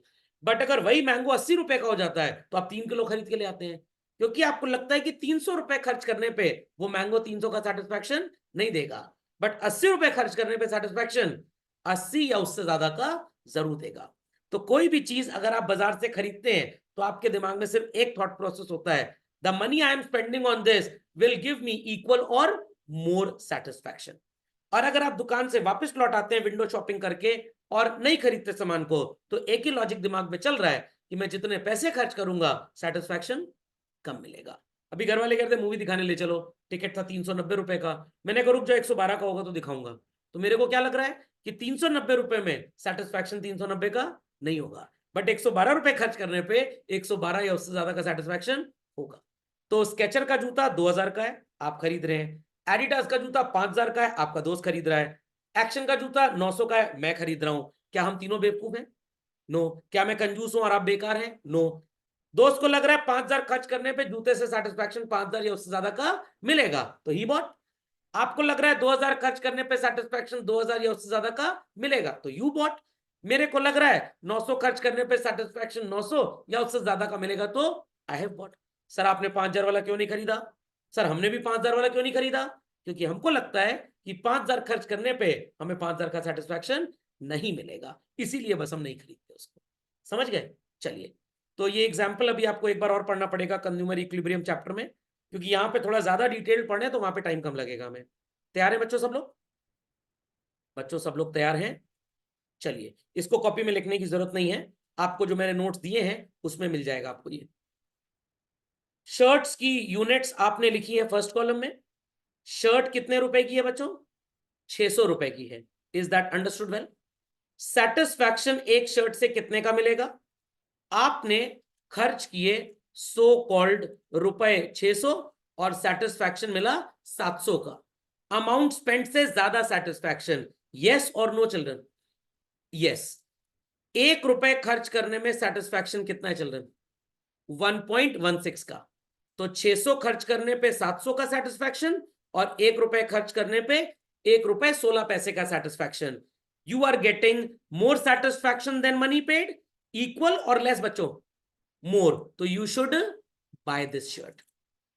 अगला शर्ट फिर से 600 रुपए का है, बट उससे मिलने वाला सेटिस्फैक्शन कितना है? 650। तो खर्च किए 600 और सेटिस्फैक्शन मिला 650 का। 1 रुपए खर्च करने पे सेटिस्फैक्शन कितना है चिल्ड्रन? 1 रुपए से ज्यादा का। वी शुड और we should not buy? We should buy. तीसरी शर्ट भी 600 की और सेटिस्फैक्शन भी कितना है चिल्ड्रन? 600। ध्यान दीजिएगा मेरी बात पे, हर शर्ट से मिलने वाला सेटिस्फैक्शन लगातार कम हो रहा है बच्चों। 600 खर्च करने पे 600 का सेटिस्फैक्शन, 1 रुपए खर्च करने पे कितने का सेटिस्फैक्शन बच्चों? 1 रुपए का। तो इकोनॉमिस्ट का जो मॉडल है वो इस बात को प्रूव कर दे रहा है। तो आप इस शर्ट को खरीदेंगे बच्चों या नहीं खरीदेंगे? खरीदेंगे। अब देखिएगा, 600 खर्च किए, सेटिस्फैक्शन कितना मिल रहा है बच्चों? अमाउंट स्पेंड के बराबर या अमाउंट स्पेंड से कम या अमाउंट स्पेंड से ज्यादा? कम। 1 रुपए खर्च करने पे सेटिस्फैक्शन सिर्फ 0.83 का है। खरीदेंगे आप इसको? अब आप इसको नहीं खरीदेंगे। बट आपका एक फ्रेंड है जिसका नाम सो कॉल्ड रवि है, और रवि का मेंटल प्रोसेस क्या है? रवि कह रहा है अगर मैं 1 रुपए खर्च करूं और मेरे को MU 0.5 से ज्यादा का मिले तो मैं खर्च करूंगा। ये रवि का थॉट प्रोसेस है। तो देखते हैं कि रवि किस शर्ट तक सो कॉल्ड शॉपिंग जरूर करेगा। रवि ने बोला मैं इसको खरीदूंगा क्योंकि मेरा सेटिस्फैक्शन लेवल क्या है, 0.5 का भी MU मिलेगा तो I am okay in that. ये वाली शर्ट भी रवि लेगा, ये वाली शर्ट भी लेगा। रवि को 1 रुपए खर्च करने में 0.83 का सेटिस्फैक्शन मिल रहा है। And what is his mental level children, 0.5 तक वो खुश है। तो वो खरीदेगा इस शर्ट को कि नहीं खरीदेगा? वो खरीदेगा, बट हम आप नहीं खरीदेंगे। रवि इस शर्ट को भी लेगा बच्चों, बट क्या रवि ये वाली शर्ट लेगा? रवि ये वाली शर्ट नहीं लेगा। तो Ravi is satisfied here, here, here, here and here, but not here. Is that clear? Ravi की एक बहन थी, पढ़ने में बहुत तेज थी आप लोगों की तरह, जिसका नाम क्या था? छवि। बहुत तेज थी, समझ में आ गया? पढ़ाई लिखाई कंप्लीट हो चुकी है, शादी हो चुकी है अंबानी के परिवार में। कह रही मेरे पास तो पैसे की कोई कमी नहीं है, मेरे को अगर सो कॉल्ड 0.25 तक का भी सेटिस्फैक्शन मिलेगा तो I will be buying this type of clothing. खोपड़े में बात जा रही है बच्चों? खोपड़े में बात जा रही है भाई?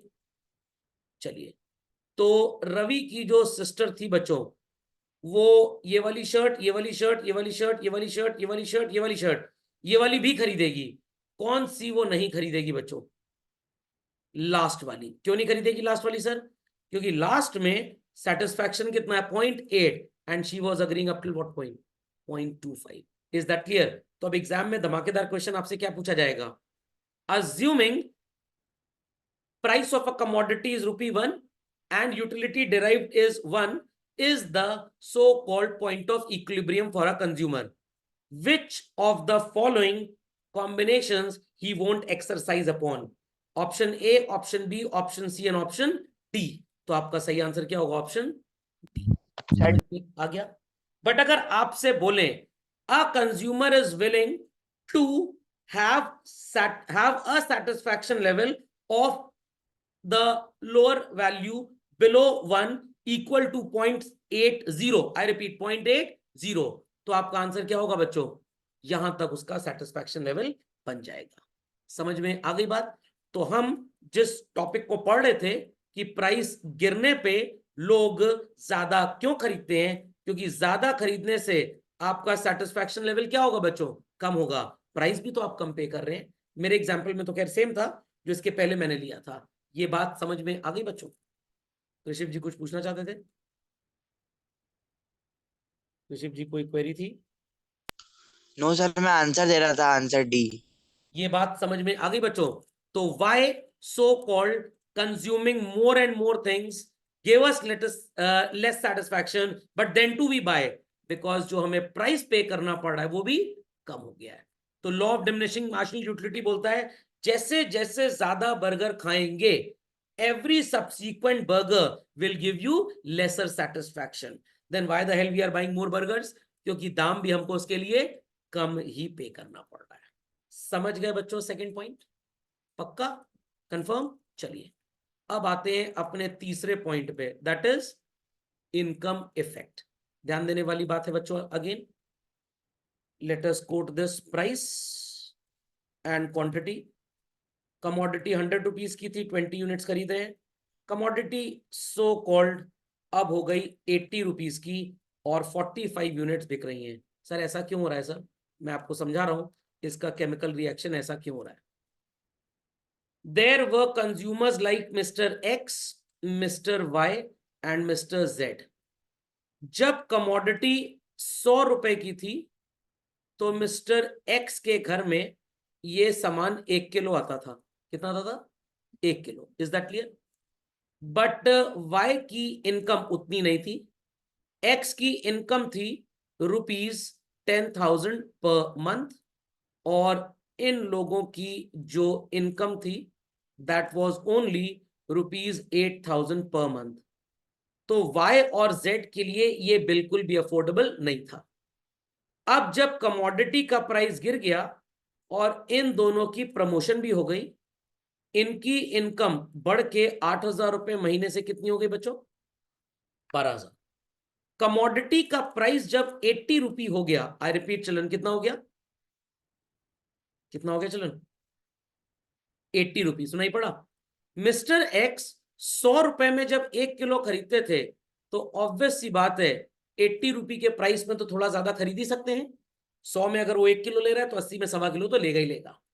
वाई और जेड की हैसियत ही नहीं थी कि 8,000 रुपए में वो कमोडिटी खरीद पाए। बट जब प्राइस चीपर हो गया, आई रिपीट चिल्ड्रन, प्राइस चीपर हो गया, तो वाई और जेड जैसे कंज्यूमर्स भी इस कमोडिटी को खरीदने लग गए। क्यों खरीदने लग गए? टेक्निकली स्पीकिंग उनकी जो बाइंग कैपेसिटी थी, जिसे आप क्या बोलते हैं, परचेजिंग पावर, वो भी बढ़ गई। बट इस कॉन्सेप्ट को अगर आप एग्जाम में ऐसे लिख के आएंगे तो आपको मिलेगा अंडा। पहले इनकी इनकम कितनी थी चलन? 8,000 रुपी। ध्यान दीजिएगा मेरी बात पे, बहुत ध्यान देने वाली बात है चलन। 8,000 रुपी जब कमोडिटी का प्राइस हुआ करता था बाजार में, सॉरी इनकी इनकम हुआ करती थी चलन, और मार्केट में commodity was available at how much? 100 rupees. तो इनकम को अगर इससे डिवाइड कर दें, दैट इज रुपी 100 से, आंसर क्या आएगा हमारा? 80 kg। सर ये क्या है? This is called as their real income. What children? Real income. Income expressed in terms of so called quantity of goods and services that a person can afford to buy। समझ में आई इतनी बात children? इतनी बात समझ में आ गई? इतनी बात समझ में आ गई? इधर कमोडिटी का प्राइस गिरता है और इधर इनकी इनकम बढ़ती है। दो कंपैरिजन हम यहां पे करने जा रहे हैं, दोनों ही कंपैरिजन बहुत काम के हैं। अगर प्राइस 100 रुपी ही रहता या प्राइस गिर के चिल्ड्रन अगर 80 रुपी हो गया, तो दोनों को यहां पे आपको समझना है बच्चों, दोनों को। I hope so the linking structure is visible to all. जब कमोडिटी का दाम गिर के 80 रुपए हो गया, अपनी 8,000 रुपए की इनकम में और 12,000 रुपए की इनकम में क्या क्या चेंजेस आएंगे, ध्यान से सुनिएगा। Price of a commodity falls down to how much children? 80, and their income goes up to how much children? 12,000। समझ में आ रही है बात? या मैं बात करूं कि कमोडिटी का प्राइस घट के 80 रुपए हो गया और अगर उनकी इनकम नहीं भी बढ़ी, एक लिंक और एस्टैब्लिश कर देते हैं, उनकी इनकम नहीं भी बढ़ी बच्चों, income was let's say only rupee 8,000, but commodity का प्राइस गिर के हो गया कितना बच्चों? 80 रुपीज। चलिए, इनकम लेटस से एक बार को नहीं भी बढ़ी और कमोडिटी का प्राइस बच्चों कितना हो गया? 80 रुपीज। तो क्या कैलकुलेशन होगा? 8,000 रुपए में 80 रुपए वाली कितनी यूनिट्स खरीद पाएंगे चिल्ड्रन? 100 kg मान लीजिए, तो there real income has increased. How it has increase sir? पहले सामान 100 रुपए का था, बेचारे 8,000 कमाते थे, तो कितना खरीद पाते? सिर्फ और सिर्फ 80 kg। यहां पे लिखा है ना मैंने, गॉट इट क्लियर? अब price of a commodity has gone down, तो real income, that is income in terms of goods and services, have gone up और have gone down children? Have gone up. नहीं समझ में आई बात? आसान है। पहले 8,000 कमा रहे थे, सामान 100 रुपए का था, तो कितना खरीदने की कैपेसिटी थी इनकी? 80 kg। अब कमोडिटी का प्राइस गिर के 80 रुपए हो गया है, इनकी इनकम अगर 8,000 ही हो तब भी अब ये कितना खरीद सकते हैं? 100 kg। और अगर सर इनकम बढ़ गई तो सोने पे से होगा, जरा डिवाइड कर लीजिए, और अब आपका आंसर कितना आएगा बच्चों? 150 kg। Is that understood? So your income remaining constant, price of a commodity goes down, what happens? Your real income goes up. When your income increases and commodities price goes down, real income also increases by a large extent. तो जो चीजें पहले x और y के लिए unaffordable थी, दाम कम होने पे ऑटोमेटिकली वो भी अफोर्डेबल हो गई। तो जब मैंगो 300 रुपए किलो है, कुछ ही लोग मार्केट में उसको खरीदते हैं। जब इसका दाम गिर के 80 रुपए आ जाता है, तो जो 300 में खरीद रहे थे वो तो खरीदेंगे ही खरीदेंगे, क्योंकि दाम 80 रुपए हो गया है। जब 300 में 1 किलो खरीदते थे, 80 में तो उनको 2.5-3 किलो मिल जाएगा। बट जो लोग 300 रुपए किलो का मैंगो अफोर्ड नहीं कर पाते थे, जब दाम गिरता है बच्चों मैंगो का, उनकी इनकम क्योंकि कम थी, वो पहले अफोर्ड नहीं कर पाते थे, दाम गिर गया, उनकी भी इनकम रेंज में वो अफोर्डेबल हो चुका है। और अगर बढ़ गई इनकम, तब तो क्या कहने फिर। Is that understood? So price of a commodity going down, even if the income remaining same, your real income rises. Real income rises, you ought to buy more. That's why quantity बढ़ेगी and demand curve will slope downwards. समझ में आ गया? तो आपको books में बच्चों ये वाला एग्जांपल मिलेगा, ये कम बुक्स में लिखा होता है। Is that understood? तो कमोडिटी का प्राइस कम होने पे सेम इनकम पे भी आपकी रियल इनकम बढ़ती है, मतलब सेम मनी इनकम पे भी रियल इनकम बढ़ती है, और इनकम बढ़ने पे भी रियल इनकम बढ़ती है। समझ में आ गई बात? तो ये 8,000 रुपए और 12,000 रुपए मनी इनकम है, 100 किलो, 150 किलो और 80 किलो क्या है बच्चों? Real income. तो समझ में आ गया व्हाट इज इनकम इफेक्ट? तो income of a consumer even remaining constant, price of a commodity goes up, his real income tends to rise. So consumer will be willing to buy more quantity of a commodity. Understood this? पक्का? Exit और entry भी इसी से जुड़ा है बच्चों। जब दाम 80 रुपए हो गया, तो जो Y और Z गरीब लोग थे, वो भी खरीदने के लायक हो गए हैं।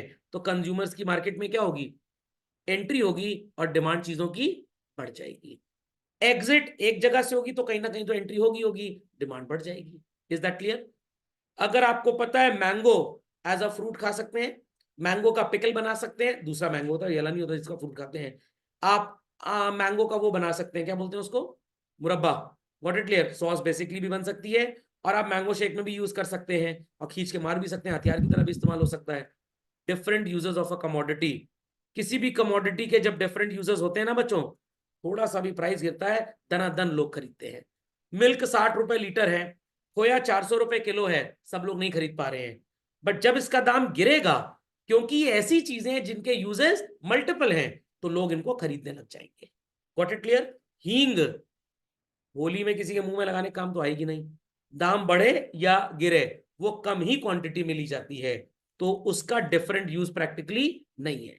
तो हींग के केस में प्राइस कुछ भी हो, आपका डिमांड कर्व डाउनवर्ड स्लोप नहीं करेगा।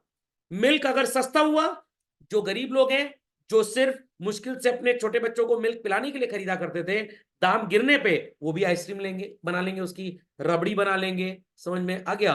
और चाय बना लेंगे घर में, कॉफी बना लेंगे, मलाई से सो कॉल्ड मिठाई भी मिल्क से बन सकती है। दाम जब गिरेगा तो मिल्क की डिमांड अपने आप बढ़ जाएगी। Why? Because it has different uses. तो हींग पे ये कॉन्सेप्ट नहीं अप्लाई होगा, बट मिल्क पे अवश्य अप्लाई होगा। तो एंट्री वाला पॉइंट इसी समझ में आ गया सबको? पक्का? तो दो बातें याद रखिएगा।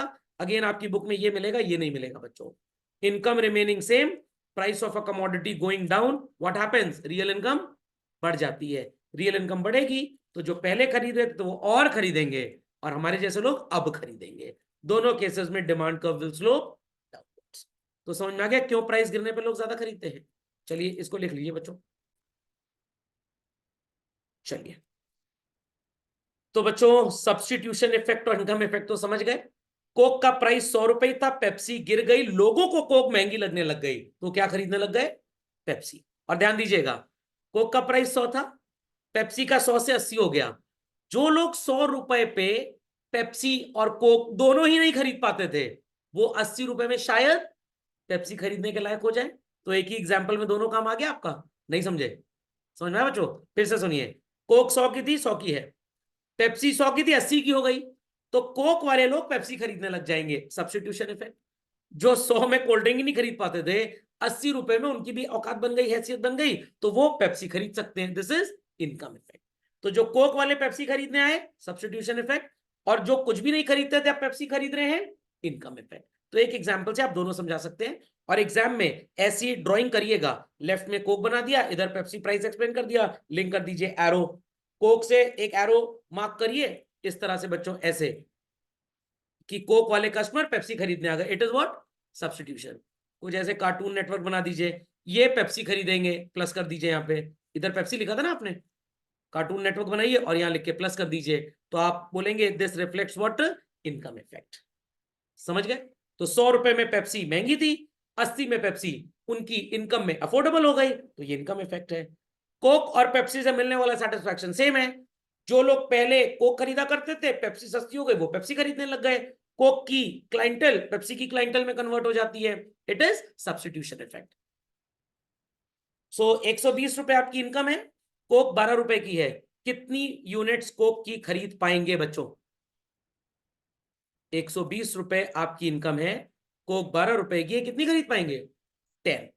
अब कोक का दाम 12 रुपए से गिर के कितना हो गया? अब कोक का दाम 12 रुपए से गिर के कितना हो गया बच्चों? 8। तो जो लोग पेप्सी खरीदते थे 12-12 रुपए में, वो लोग अब क्या खरीदने लग जाएंगे? कोक। ये सब्स्टिट्यूशन इफेक्ट है। जो बेचारे खरीद ही नहीं पाते थे 12 रुपए की कोक, 8 में उनकी हैसियत बन गई कोक खरीदने की। This is income effect. पहले कोल्ड ड्रिंक की बड़ी बोतल आती थी 40-50 की, अब वो छोटी छोटी 15 रुपए 20 रुपए की आने लग गई है। क्यों? कंपनी ने काम किया कि 80 रुपए की बोतल हर इंसान, रिक्शे वाला नहीं खरीद सकता, बट 15 रुपए वाली वो खरीद सकता है। एक्शन के जूते बड़े महंगे आते थे। एक्शन वालों ने सो कॉल्ड कैंपस के नाम पे जब लॉन्चिंग की थी तो शूज वर एक्सपेंसिव। बाद में उन्होंने एक और अपना ब्रांड लॉन्च किया, एयर करके, क्या नाम था? क्या क्या? हाँ, ए गियर। यस यस यस, कुशल जी हैं यहाँ पे। ए गियर के नाम से ब्रांड लॉन्च किया। अब मैं आपको सच्चाई बताऊं बच्चों, कैंपस के नाम पे अगर सस्ता बेचेंगे तो कस्टमर क्या कहेगा? चोर हैं, हमको तो 2000 में चिपकाए थे, आज 800 में बेच रहे हैं। तो चीज वही थी प्रैक्टिकली, थोड़ा सा कंफर्ट लेवल, सो कॉल्ड क्या कहते हैं, कॉम्प्रोमाइज था। बट ऐसा नहीं कि 3000 का कैंपस का जूता बहुत बढ़िया था और 800 का ए गियर घटिया था, नहीं। कंफर्ट लेवल 80% के आसपास था। ए गियर लॉन्च किया बच्चों 599 में। सर इतना सस्ता क्यों? दिल्ली की एक कंपनी थी, एयर के नाम से जूता बनाती थी, ये 400 में जूता भेज देते थे। तो जो गरीब लोग थे वो कैंपस का जूता इसलिए नहीं खरीद पाते थे।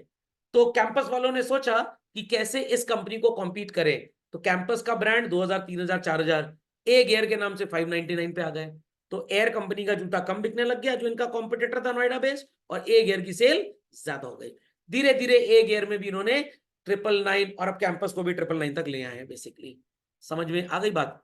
तो 12 रुपए में आप पेप्सी खरीदते थे, कोक खरीदते थे। पेप्सी का प्राइस 12 है, कोक का 8 हो गया, तो पेप्सी वाले कस्टमर कहां चले जाएंगे बच्चों? कोक खरीदने। ये सब्स्टिट्यूशन इफेक्ट है। जो 12 में बेचारे खरीद ही नहीं पाते थे, 8 में खरीदने लायक हो गए, ये इनकम इफेक्ट है। समझ में आ गया? एक तीर से दो शिकार। चलिए, so this income effect and substitution effect is understood with the same example. तो वही जो मैं आपको समझा रहा था वही है बच्चों। First, people consuming Pepsi will now shift towards what children? Coke. Why sir? Pepsi 12 की थी, कोक भी 12 की थी, कोक कितने की हो गई? 8 रुपए की। तो पेप्सी की भीड़ कहां चली आई? कोक की भीड़ में। तो सर पहले आपने कोक वालों को पेप्सी खरीदवाई, अब आप पेप्सी वालों को कोक खरीदवा रहे हैं, ताकि दोनों कंपनी दोस्ती बनी रहे ना। समझ में आ गया? और जो लोग 12 में ना ये लेते थे ना ये लेते थे, प्राइस गिरा, वो 8 में कोक खरीदनी स्टार्ट कर देंगे। तो पेप्सी से कोक की तरफ आना, सब्स्टिट्यूशन इफेक्ट। पहले नहीं खरीदते थे, अब खरीदने लग गए प्राइस गिरने पे, परचेजिंग कैपेसिटी, रियल इनकम बढ़ गई। It is income effect basically. Okay, चलिए, तो ये वही बात लिखी है जो मैंने आपको बताई। पेप्सी से कोक, कोक से पेप्सी, सब्स्टिट्यूशन। कुछ नहीं लेते थे, सस्ते दाम पे लेने लग गए, it is income effect. Okay, समझ गए बच्चों? तो ये बातें मैं आपको बता चुका हूं। Different users I have told. Milk महंगा होगा, सिर्फ पीने के लिए लोग खरीदेंगे। सस्ता हो गया, चलो आइसक्रीम ले लें, बना लें, रुद्राभिषेक के लिए काम आएगा, होली में पिचकारी में बल के छिड़केंगे, गुब्बारे में बढ़ेंगे, जिसके मुंह पे गुब्बारा पड़ेगा उसको नुकसान नहीं होगा। ओके, आप मिल्क शेक बना सकते हैं, आप रबड़ी बना सकते हैं, आप मिठाई बना सकते हैं, बट दाम गिरने पे वही चीजें ज्यादा ली जाती हैं जिनके मल्टीपल यूजेस हैं। समझ में आ गया? लॉ ऑफ डिमिनिशिंग, सर इसको मत समझाइएगा सर, सर ये खून के अंदर चली गई है हमारे। अब understood law of DMU children? क्यों ज्यादा खरीदा जाता है दाम गिरने पे? जब सेटिस्फैक्शन कम होता है, क्योंकि मिलता भी तो सस्ते में है। ओके चिल्ड्रन, दाम गिरेगा, ज्यादा कस्टमर्स आ जाएंगे बच्चों, तो automatically quantity demanded will go up. Okay, चलिए, तो इसको बच्चों अगले लेक्चर में पढ़ेंगे हम लोग। Got it clear? इसकी काफी चीजें हम through out the period of study complete कर चुके हैं। मैंने आपको इनकम ऑफ अ कंज्यूमर में 3 पॉइंट्स बताए थे अगर आपको याद हो तो। कुछ चीजों की डिमांड बढ़ जाती है नॉर्मल गुड्स, कुछ की घट जाती है इंफीरियर गुड्स, और कुछ की सेम रहती है inexpensive necessities of life. That represented what? Income demand. आपको कोक और पेप्सी और कार और फ्यूल वाला एग्जांपल याद होगा, कॉम्प्लीमेंट्री गुड्स और substitute goods, that was called as what children? Cross demand. तो अगले लेक्चर में इसका एक बार फिर से री रिविजन करेंगे। What it clear? एल्स ये बातें आपको पढ़ा दी गई। ओके चिल्ड्रन, तो इसी के साथ हमारा डिमांड चैप्टर होता है पूरी तरह से समाप्त। बच्चों समझ में आ गया? एमसीक्यू टेस्ट, और इस टेस्ट के लिए लोग तैयार हो जाए, कभी भी हो सकता है। किसी की कोई क्वेरी भाई? गीतिका जी, कृषिक, Papki, Tushar, Vansh, Vasu? Sir No, sir. सब्सिट्यूमेंट्री गुड्स के डिमांड को क्रॉस डिमांड कहते हैं। सब्स्टिट्यूट गुड्स और कॉम्प्लीमेंट्री गुड्स दोनों के केस में क्रॉस डिमांड का फिनोमेना चलता है। इनकम बढ़ने से जिनकी डिमांड बढ़ी वो नॉर्मल गुड्स, जिनकी गिरी वो इंफीरियर, जिनकी सेम रही वो inexpensive necessities of life. It is income demand. Price के बढ़ने से कम और प्राइस के घटने से ज्यादा खरीदेंगे, it is the phenomena of price demand. समझ गए? क्वांटिटी। Yes sir. चलिए, दैट्स ऑल फॉर